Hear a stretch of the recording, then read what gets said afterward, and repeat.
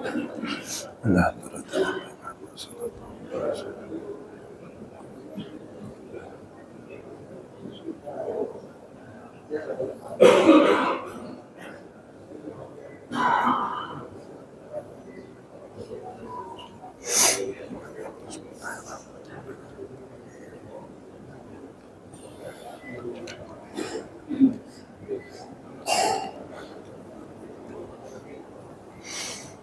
Bismillahirrahmanirrahim.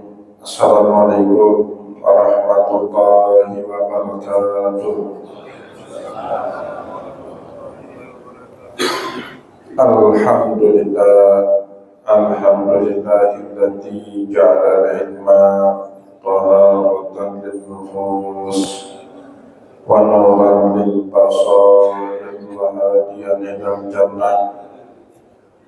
Asyhadu an la ilaha illallah wahdahu la syarika lah wa asyhadu anna Muhammadan abduhu wa rasuluhu shahibul burhan.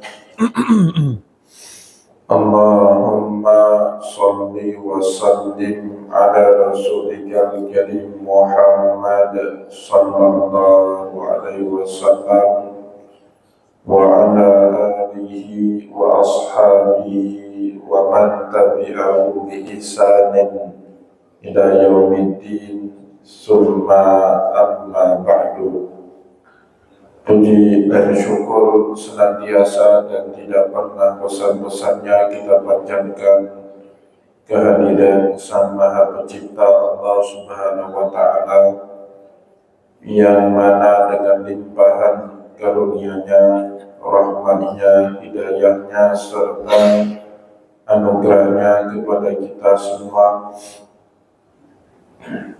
kita kembali masih diberi kesempatan, kesehatan dan usia panjang oleh Allah untuk sama-sama dan senantiasa mengabdikan diri kita di jalannya dengan menjalankan segala perintahnya dan menjauhi semua larangannya.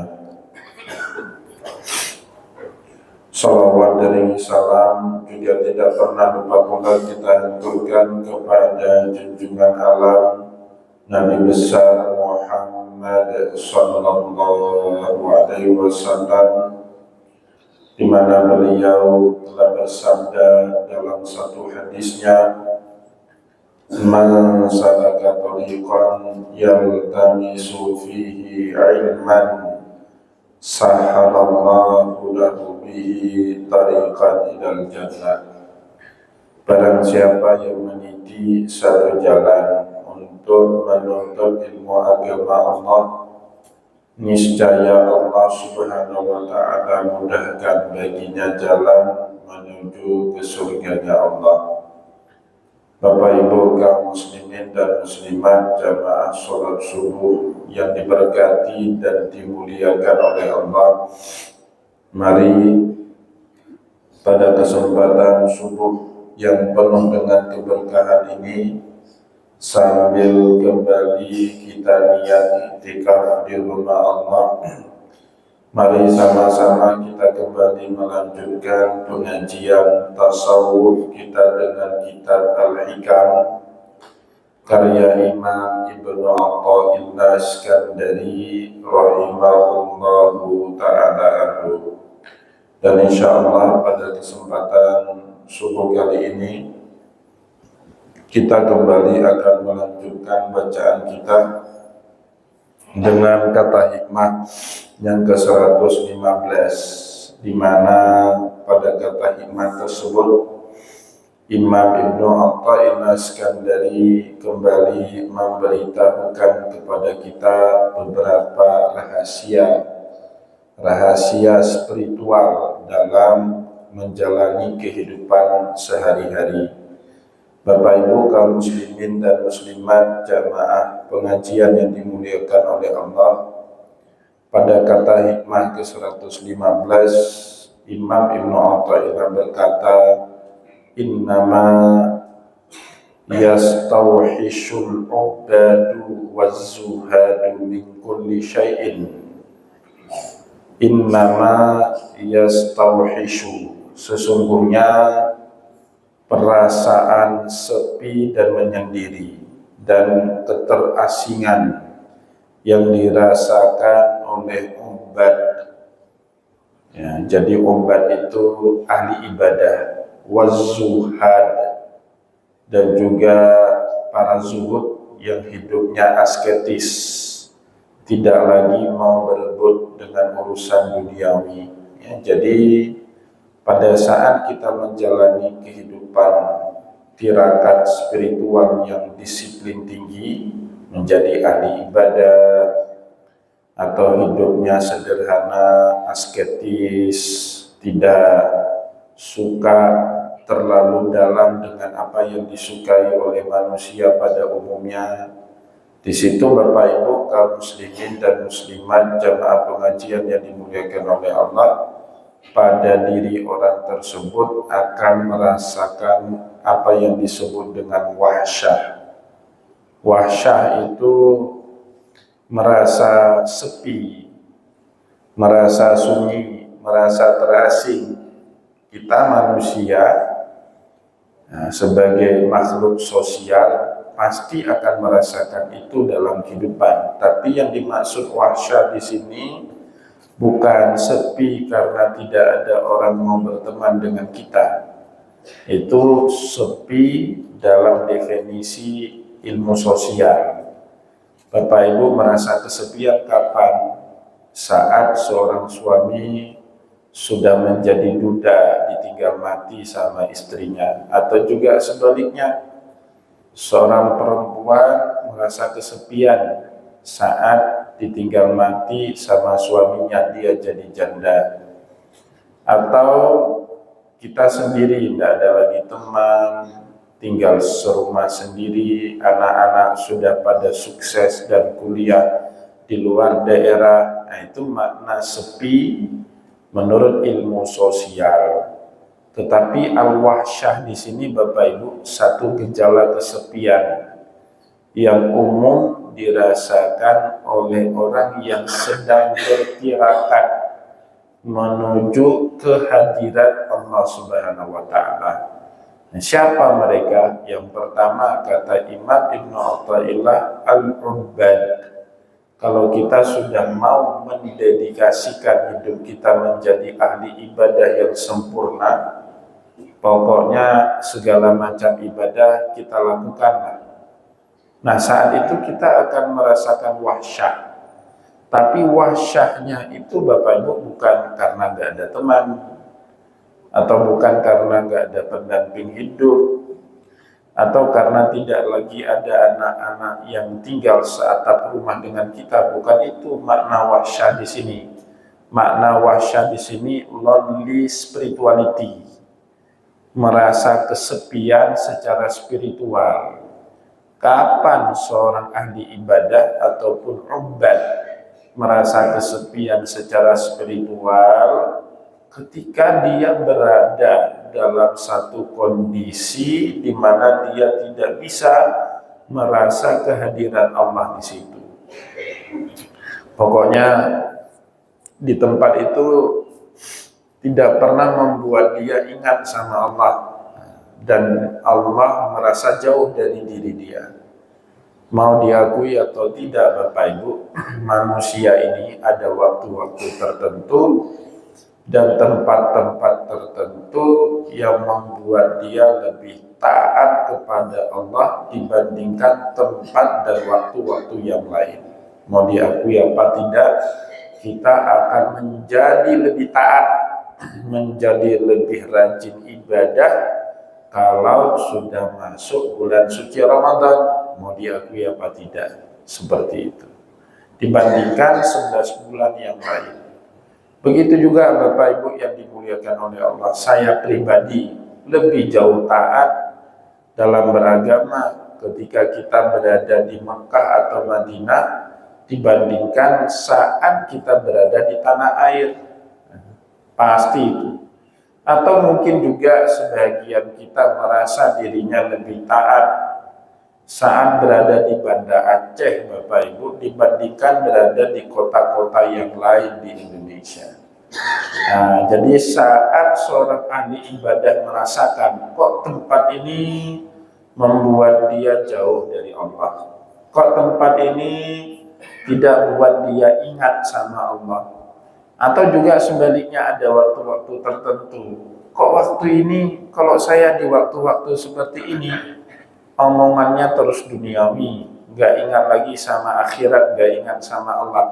Itu yang dimaksud di sini dengan lonely spirituality, kesepian secara spiritual. Walaupun orang ramai Bapak Ibu, di samping masih ada istri, atau bagi ibu-ibu masih hidup suaminya, anak-anak masih pada tinggal serumah dengan kita, tetangga kanan kiri depan belakang masih ada. Tapi bagi ahli ibadah, kalau semua manusia itu pada membuat dia tidak ingat sama Allah, pasti dia akan merasa kesepian. Nah, itu yang dimaksud dengan wahsyah, merasa kesepian secara spiritual. Kapan? Kalau dia berada di satu tempat atau di satu waktu di mana tempat dan waktu itu tidak pernah membuat dia ingat sama Allah dibandingkan waktu dan tempat yang lain. Biasanya Bapak Ibu, wahsyah ini, kesepian secara spiritual ini, kata Imam Ibnu Athaillah Skandari, hanya bisa dirasakan oleh dua jenis kelompok manusia. Kalau kita belum masuk ke dua jenis kelompok ini, kita nggak pernah merasakan bagaimana menderitanya al-wahsyah, kesepian secara spiritual. Seperti kita kesepian dalam ilmu sosial Bapak Ibu. Ya, coba lihat kalau ada orang tinggalnya sebatang kara lagi, sudah nggak ada lagi saudara, nggak ada lagi pasangan hidup, kesepian hidupnya, ya, pasti linglung, ya, seperti kehilangan arah. Itu ciri-ciri orang yang hidupnya kesepian, ya. Maka biasanya dalam kehidupan sosial, apalagi orang yang sudah berumur, nggak boleh sering sendiri melamun di rumah, itu tidak terlalu baik, ya.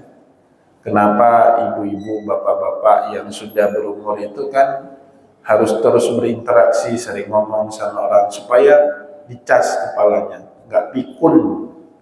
Kenapa harus suka jalan-jalan, bawa mobil kalau perlu sendiri, jangan disupiri sama orang, supaya jangan pikun. Bahasa Acehnya bek jawai. Ya, kalau ini nggak dipakai Bapak Ibu, duduk di rumah kesepian, saat makan-makan atau tidur-tidur, kerjanya cuma itu, bangun makan tidur, bangun makan tidur, cuma ya, itu betul-betul menderita dalam kesepiannya itu. Nah, begitu juga kata Imam Ibnu Athaillah, kalau dalam ilmu sosial, orang yang kena yang namanya kesepian itu ketika tidak ada lagi orang di sekitar dia. Tapi dalam ilmu spiritual, dalam ilmu tasawuf, orang yang merasakan kesepian, tidak hadirnya Allah dalam kehidupan dia, itu hanya bisa dirasa oleh dua kelompok manusia. Yang pertama al-ubbad, para ahli ibadah.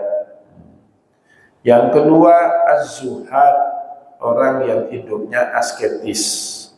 Dan Bapak Ibu yang dimuliakan oleh Allah, zuhud ini bukan mesti hidup miskin, salah.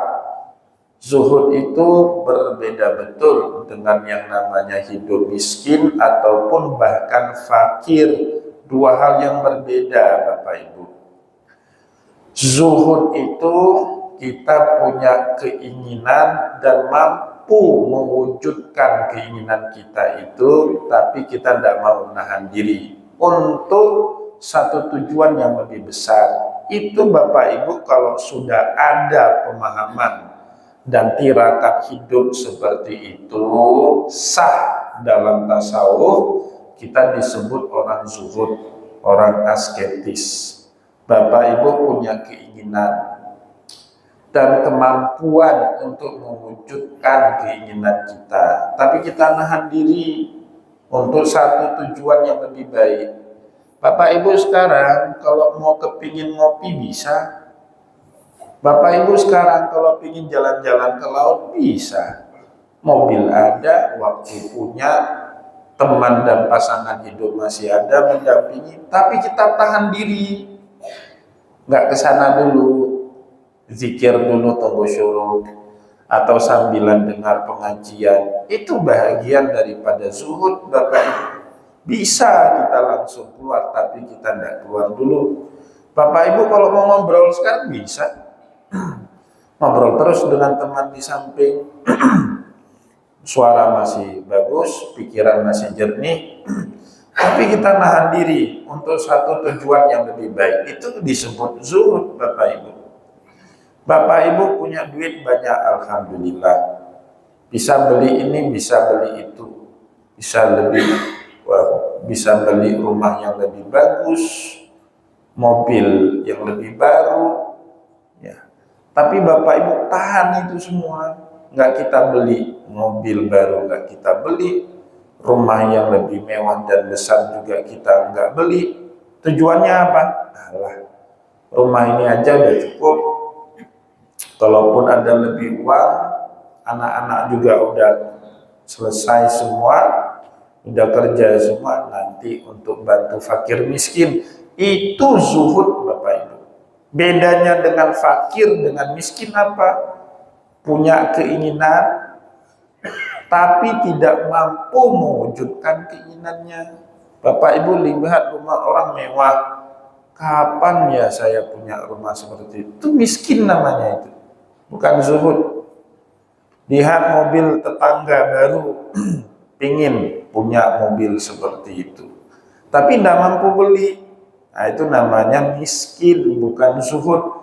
Jadi sekali lagi Bapak Ibu, jangan sekali-kali kita nodai satu ajaran agama yang sangat sakral, namanya zuhud, dengan pemahaman kita yang keliru, menyamakan fakir miskin dengan zuhud. Dua hal yang berbeda. Itu kita mencemarkan kesakralan zuhud. Allah perintahkan kita untuk bersikap zuhud, tapi Allah nggak senang dengan umatnya yang fakir dan miskin. Ya, kita lebih baik Bapak Ibu jangan jadi orang fakir, jangan jadi orang miskin, jadi orang kuat, jadi orang berkelimpahan supaya bisa bantu kaum duafa, kaum fakir dan miskin. Dari mana pemahaman zuhud tadi itu disimpulkan oleh para ulama? Dari firman Allah sendiri Bapak Ibu dalam Al-Quran surat Yusuf. Allah bercerita tentang pedagang-pedagang Arab yang menemukan Yusuf di sebuah sumur tua, dibuang sama saudara-saudaranya. Lihat, ada anak kecil, rupawan, ganteng. Ternyata bukan hanya rupawan ganteng, cerdas, akhlak dan budi pekertinya baik, luhur. Dibawa anak kecil ini ikut dagang sama mereka sampai ke Mesir. Dari Arab sampai ke Mesir sana. Nah, sampai di Mesir karena mereka sibuk dengan dagang, jual beli barang, berniaga cari untung. Sedangkan anak kecil Yusuf perlu perhatian, perlu pendidikan, perlu asuhan dari seorang orang tua. Padahal mereka nggak punya waktu nih didik anak kecil. Akhirnya pedagang Arab ini bermusyawarah apa yang akan kita lakukan dengan Yusuf demi masa depannya yang lebih baik. Oh ya udah gini aja, Yusuf kita jual. Dijuallah Yusuf Bapak Ibu di pasar budak. Tapi jualnya Yusuf di pasar budak itu tidak semata-mata cari untung besar. Yang penting bagi mereka bagaimana Yusuf ini dibeli sama orang yang mau mendidik dan mengasuh Yusuf layaknya seperti anak kandungnya sendiri. Maka Allah ceritakan sikap seperti itu dalam Al-Quran. wa syarauhu bisamanin baksin darahima ma'dudatin wa kanu fihi minaz zahidin. Dijuallah Yusuf di pasar muda itu bisamanin baksin darahim, dengan beberapa dirham saja. Padahal kalau mau dipasang harga tinggi, kejual juga Yusuf. Bapak Ibu, siapa nggak kepingin punya anak yang rupawan, yang ganteng, pintar, cerdas, akhlak dan budi pekertinya baik? Pasti kalau dipasang harga tinggi, laku juga, terjual. Tapi enggak, mereka jual Yusuf sekedarnya saja. Bisamanin baksin darohima ma'dudatin. Yang penting keluarga yang beli Yusuf itu keluarga yang bertanggung jawab. Allah dalam Al-Quran memuji sikapnya pedagang Arab itu dengan berkata, wa kanu fihi minaz zahidin, dan mereka di sini bersikap zuhud, tidak mau berlebihan. Walaupun mereka bisa jual Yusuf dapat keuntungan banyak, tapi tidak nahan diri untuk tujuan yang lebih besar, itu zuhud. Dan kita dalam ayat-ayat agama, apalagi hadis Nabi, Bapak Ibu, ditekankan sekali untuk hidup zuhud, tidak hedon. Hedon itu kehidupan glamor, yang suka flexing, yang suka pamer harta, yang suka dengan kemewahan, itu kurang baik dalam agama kita, Bapak Ibu. Walaupun harta Bapak Ibu berlimpah, lebih baik nampak seperti orang biasa, tapi kita punya ratusan miliar di rekening, daripada nampak seperti orang kaya, padahal 100.000 aja nggak punya di rekening. Tapi kan ada istilah orang Aceh itu, som gasin pelem kaya. Kan ada istilah orang Aceh. Orang Aceh itu sukanya sembunyikan kemiskinan, pelemah draw kaya. Dan itu saya beberapa kali alami, Bapak Ibu. Sebelum saya berangkat ke Mesir 2004, ya, kami pelatihan bahasa Arab 4-5 bulan, Bapak Ibu, di kedutaan Mesir di Jakarta. Itu pelatihan bahasa Arab, pemantapan bahasa Arab. Kebetulan kedutaan Mesir itu dekat dengan asrama Poba di daerah Kuningan itu, asrama Poba Aceh ya, daerah Sudirman itu. Saya tinggal di situ 4-5 bulan, tinggal di asrama Aceh Jakarta, asrama Poba. Tinggal saya di situ 4-5 atau 6 bulan sebelum berangkat ke Mesir.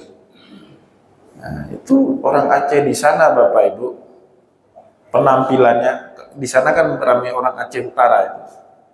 Nah, kalau kata orang Aceh Utara, steady penampilannya. Nah, saya baru dengar kata steady itu di Sarawak. Yang penting steady. Nah, pagi itu udah pakai baju baru, pakai celana jeans, pakai jam branded, HP waktu itu BlackBerry, HP mewah itu. Steady, yang penting steady. Kadang-kadang makan pagi pun enggak itu. Makan pagi enggak, makan siang nggak tahu di mana, makan malam apalagi, Bapak Ibu. Yang penting penampilan steady. Nah, saya kan baru sampai Jakarta, nggak tahu itu jalannya di mana. Saya minta antar sama senior-senior itu, antarilah kami atau bawalah kami jalan-jalan, kasih tahulah kami Jakarta itu seperti apa. Waktu itu belum ada Transjakarta, belum ada busway itu belum ada. Tahun 2004 itu. Oh boleh, kata senior-senior di asrama Poba orang Aceh. Tapi jalannya naik taksi Bluebird. Ya, kalau nggak naik taksi kami nggak mau. Aduh, kita mahasiswa, Bapak Ibu, duit pas-pasan. Orang Aceh di Poba itu kemana-mana wajib naik taksi. Padahal di Jakarta yang naik taksi itu kan orang yang berduit itu. Ya, kita mahasiswa mana punya duit. Kasih tahulah naik Kopaja seperti apa, jurusannya mana. Bapak Ibu yang dimuliakan oleh Allah, satu pagi saya sarapan di warung Tegal. Kalau orang Aceh nggak ada pada mau makan di warteg, Bapak Ibu. Makannya minimal warung Padang, kastanya lebih tinggi daripada warteg. Nah, saya makan di warteg itu. Si mbak-mbak yang jualan di warteg itu nanya, Mas tinggal di asrama Poba ya, asrama Aceh? Iya benar. Lah kok makannya di sini? Emang nggak boleh? Boleh Mas, saya senang kalau Mas mau makan di sini. Tapi biasanya orang Aceh makannya di warung Padang sebelah. Ya, cuman Mas aja yang mau di sini. Jadi orang Aceh di sana Bapak Ibu yang penting penampilan, son gasin pelemah kaya. Nah, itu nggak ada baiknya hidup seperti itu. Lebih baik kita nampak sederhana, walaupun punya rekening ratusan miliar di bank, tapi itu untuk tujuan yang lebih lain. Itu namanya zuhud. Dan sikap zuhud ini Bapak Ibu diperintahkan oleh Nabi dalam Al-Quran. Satu hari sahabat Nabi Sufyan bin Uyainah nanya sama Rasulullah, ya Rasulullah, dulli ala amalin idza amiltuhu ahabbaniyallahu wa ahabbaniyan nas.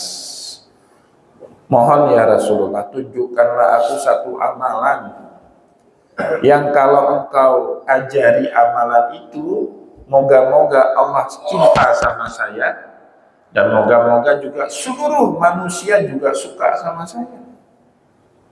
Nah, apa jawaban Nabi? Izhad fid dunya yuhibbukallah, zuhudlah, asketislah kamu di dunia, kamu dicintai sama Allah. Nah, itu sederhana, apa adanya, tidak berlebih-lebihan. Walaupun berkelimpahan hidupnya, tapi sederhana itu penting. Dan bahkan kata Rasulullah, wazhad fima indan nasi yuhibbukan nas. Berzuhudlah, bersikap asketislah terhadap apa yang disenangi oleh banyak orang. Pasti banyak orang akan mencintai kamu. Bapak Ibu, sekarang dalam kehidupan kita sehari-hari, ada orang kaya suka pamer, suka ngomong ini itu dengan kekayaannya, tapi ada orang kaya yang sederhana. Kira-kira Bapak Ibu lebih milih temanan yang mana? Yang sederhana kan? Emang bapaknya luar biasa, agak si gambakong, pada orang kaya, nah, kan? Kan sering kita dengar ngomongan seperti itu. Apalagi yang paling kita benci itu orang seperti orang kaya, itu paling benci kita Pak. Duit nggak ada, nampak aja seperti orang kaya, naik mobil tapi punya rental, ya kan, ya, punya cek tapi palsu isinya nggak ada, ya kan, pakai gelang emas, ibu-ibu ini terutama, tapi imitasi ternyata. Ya bukan yang asli, bukan yang 24 karat. Nah, imitasi ternyata, Pak. Itu kan mau nampak seperti kaya, bertentangan dengan ajaran zuhud. Jadi zuhud ini Bapak Ibu kunci kita disukai sama Allah. Saya ingat betul mana Pak Johan tadi. Masih ada Pak Johan? Oh masih ada. 2 minggu sebelum meninggalnya Pak Yusri, kami ngopi sama Pak Johan sama almarhum. Pak Yusri itu kan kalau anak-anaknya kan udah sukses Pak Yusri. Jalan ngopi sama kami itu pakai plastik. Tasnya itu plastik. Plastik isinya entah apa itu kunci, entah apa. Sampai saya bilang, Pak Yusri, mana taruh? Pakai plastik dia tenteng Pak, kayak apa itu? Kayak gelandangan. Datang Pak Johan minggu berikutnya itu, seminggu atau 1 Jumat sebelum beliau meninggal, dikasih tas sama Pak Johan, tas Bang Aceh lagi di. Tapi kata Pak Johan belum sempat almarhum pakai, ya, tapi alhamdulillah tasnya udah dikasih. Kemana-mana tenteng plastik itu. Padahal anaknya ada yang dosen di UIN itu, ada yang di Bapeda, ada udah kerja semua. Tapi tasnya itu plastik, kayak gelandangan. Kasihan. Tapi seperti itu namanya zuhud Bapak Ibu, nggak berlebihan, ya. Sederhana dalam kehidupan walaupun kita punya. Nah ini orang yang zuhud, ya, ahli ibadah, sering dalam kehidupannya merasa kesepian apa? Spiritual. kesepian, tidak merasa hadirnya Allah dalam kehidupannya. Min kulli syai'in, ya, innama yastauhishul ubadu wazuhadu min kulli syai'in. Para ahli ibadah, orang yang hidupnya zuhud akan merasa kesepian dari segala sesuatu walaupun dia berada di keramaian manusia. Kapan? Ya, di sini disebut lighibatihim anillahi fi kulli syai'in. Pada saat dia tidak merasa adanya Allah, baik dalam keramaian manusia ataupun dimanapun dia berada, asal dia merasa tidak ada Allah di situ, nah, dia merasa kesepian walaupun ramai. Kan banyak seperti itu, Pak. Orang yang putus cinta walaupun di tengah keramaian pasar, dia merasa kesepian juga. Ya, tapi itu sebabnya cinta dengan manusia. Begitu juga orang yang cintanya itu hanya untuk Allah. Walaupun di keramaian masjid, kalau di masjid itu tidak ada Allah, nah dia merasa kesepian. Apa ada kan? Jadi jangan Bapak Ibu anggap semua masjid itu baik, enggak. Dalam Al-Quran itu ada walladzina takhadhu masjidan diraran wa kufran wa tafriqan bainal mu'minina wa irsada liman haraballahu wa rasuluh. Nah, disebut dengan masjid dirar. Masjid dirar itu apa? Dulu Bapak Ibu di Madinah, orang-orang munafik yang nampaknya Islam tapi sebenarnya kafir, itu bangun masjid juga. Tujuannya bukan apa-apa, tujuannya untuk memecah belah kaum muslimin. Rasulullah kan ada masjid, Masjid Nabawi, ya kan? Dia bangun masjid juga di dekat Masjid Nabawi. Itu tujuannya apa itu? Kalau enggak pecah belah. Maka disebut sama Allah walladzina takhadhu masjidan diraran wa kufran. Orang yang bangun masjid untuk menimbulkan kemudaratan banyak di tengah umat manusia. Ya, wa kufran untuk menyebarkan paham kekafirannya, wa tafriqan bainal mu'minin untuk memecah belah antara kaum muslimin. Nah, maka Bapak Ibu ada beberapa masjid dibangun di samping masjid yang lain. Saya tanya kok dibangun di situ? Itulah Pak Ustadz, ini kelompok ini nggak mau dia berbau dengan kita. Saya bilang bakar masjid itu. Orang kan dengar pertama saya ngomong itu kan aneh.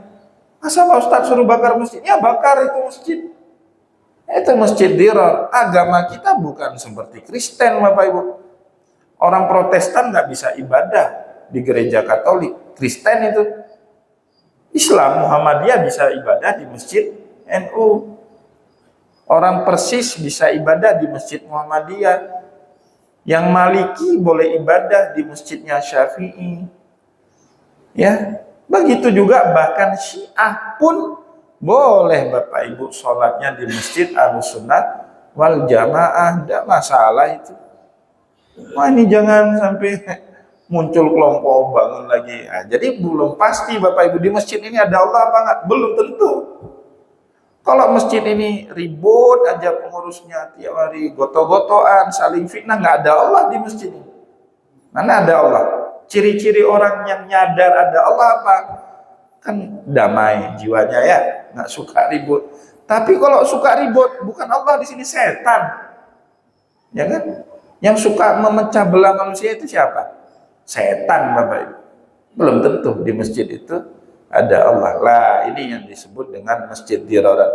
Jadi ahli ibadah, ahli zuhud, dia akan merasa kesepian. Kapan? Kalau di tempat dan waktu dia berada itu, dia tidak merasakan kehadiran Allah. Dia kesepian. Walaupun dia sedang berada dalam masjid sekalipun, kalau dia tidak bisa merasa hadirnya Allah Subhanahu wa Ta'ala. Insya Allah pada pertemuan yang akan datang kita akan lanjutkan kembali pengajian kita ini. Semoga apa yang telah kita sampaikan tadi bermanfaat ya kepada kita semua, dan yang lebih penting bisa kita amalkan dalam kehidupan kita sehari-hari. Saya mohon maaf jika ada yang tidak berkenan.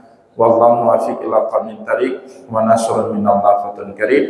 Wassalamualaikum warahmatullahi wabarakatuh.